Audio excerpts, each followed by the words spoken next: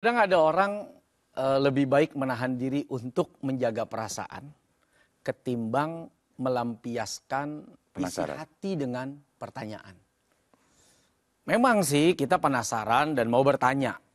Tapi kemudian menjaga perasaan dari pertanyaan yang kita lontarkan jauh lebih baik. Kadang cuma nanya, lu dari mana tadi? Pas kebetulan dia dari tempat yang, aduh, kok dia nanya ya?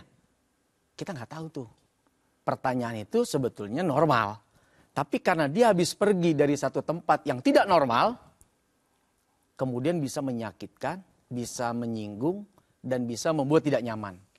Maka bertanya tentang isi hati dari rasa penasaran, kadang dinomor duakan sajalah demi menjaga perasaan. Apalagi pertanyaan suami pada istri atau istri kepada suami yang sifatnya lahir dari rasa penasaran atau kecurigaan. Ya. Jadi lebih baik jaga perasaan dengan tidak bertanya. Tidak selalu pertanyaan itu melahirkan kebaikan gitu. Ya. Dengan menahan dari bertanya justru jadi baik malah. Karena kita nggak tahu apa-apa.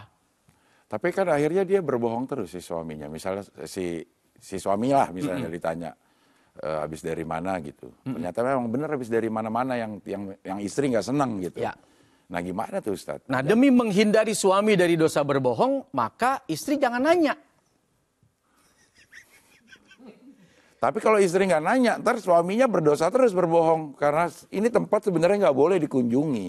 Kan setiap orang bertanggung jawab dengan dirinya masing-masing. Si istri tidak tahu menahu kemana suaminya pergi.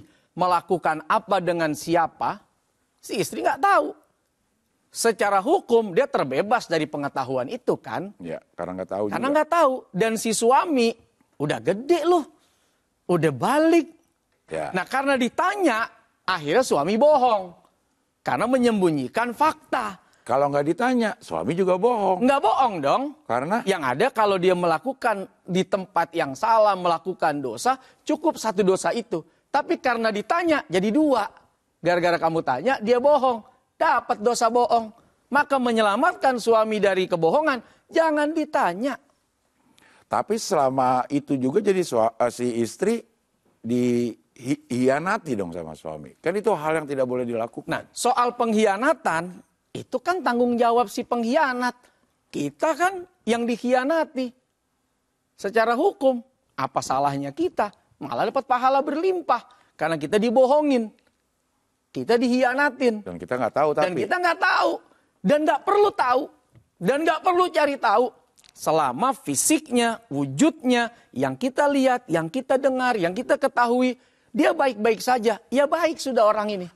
Nggak perlu cari tahu. Karena niat apa kita mencari tahu? Senang gitu kalau kita tahu dia buruk. Senang gitu kalau kita tahu dia jelek. Senang gitu kalau kita tahu dia berkhianat. Pasti itu lebih menyakitkan ketimbang kita tidak tahu. Kalau ada sinyal-sinyal. Sinyal? Iya, sinyal-sinyalnya kayak, wah kayaknya suami gue udah mulai gimana gitu ya, namanya istri. Atau namanya pasangan, atau misalnya istri juga berbohong gitu. Kita berpikir itu bagian dari kebenaran. Jangan-jangan itu bagian dari tipu daya. Oke. Tipu daya setan, tipu daya nafsu. Udah baik-baik aja nih hubungan. Udah cakep bener nih urusan. Dari kemarin gak ada pembahasan. Asik sudah nih hubungan. Besok kita mau liburan. Besok kita mau jadi anak-anak. Rusak gara-gara kamu curiga. Besok kita mau jadi anak-anak. Kita mau jalan-jalan sama anak-anak. Ya. Kita mau liburan sama anak-anak. Ya. Kemarin adem, ayem, anteng. Kenapa last minute mau liburan? Kamu nanya. Yang kamu bertanya-tanya. Kamu curiga. Kalau mau dari kemarin, jadi ada masa rehat 2-3 hari sebelum kita berangkat. Ini last minute tinggal ke bandara, kamu nanya. Kamu bertanya-tanya, rusak liburan, kecewa anak, kecewa suami, kecewa istri. Kalaupun berangkat, kamu flase, sekedar nyenengin anak. Padahal tempat itu sangat enyak-enyak buat suami istri. Makanya dipilih tempat tujuannya kan. Iya. Makanya tidak selalu bertanya itu mengundang dan mengandung kebaikan. Ya. Oke, ini ada pertanyaan lagi dari hamba Allah. Assalamualaikum Ustadz. Waalaikumsalam. Saya seorang istri dengan 1 orang anak. Suami pertama saya sudah meninggal dan saya sudah menikah lagi. Suami saya rajin beribadah dan sayang kepada anak saya. Tapi suatu saat dia pernah chat dengan mantannya saat sekolah. Mantannya sekolah. Oh, ya, kirain- Mantannya waktu di sekolah kali udah. Kirain suaminya sekolah lagi, enggak ya? Enggak.